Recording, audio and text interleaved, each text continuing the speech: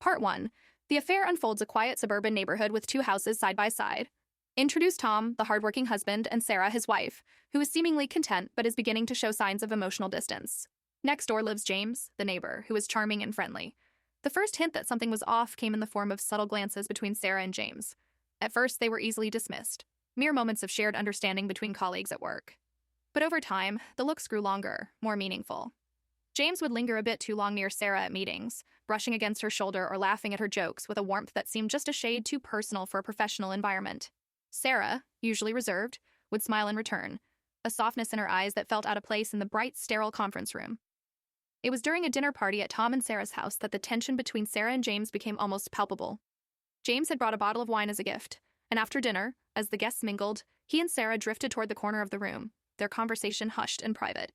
Tom, busy chatting with another friend, didn't notice the way Sarah and James stood a little too close to each other, or how their voices dropped to a near whisper.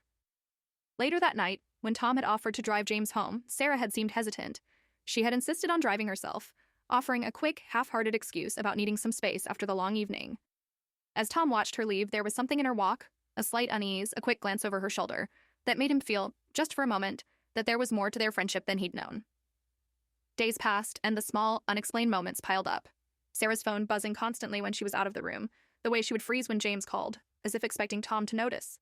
Her mood had shifted too, distant at times, especially after a late meeting with James or a phone call she didn't want to explain. It wasn't that she was hiding something overtly. It was just that everything felt off, as if there were a part of her she was keeping from him, tucked away in the shadows. Then, one evening, Sarah came home with a look on her face that Tom couldn't read. She wasn't crying, but her eyes were red-rimmed, her expression tight. The weight of the silence between them was almost unbearable. After a long, uncomfortable pause, she took a deep breath and said, "Tom, we need to talk."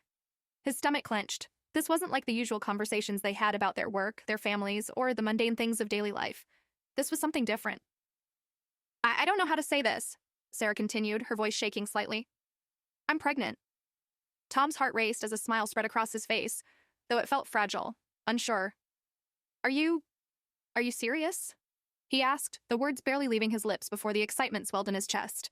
Sarah nodded, her face pale. "It's yours, Tom, but there's more, something you need to know. I've been seeing someone else."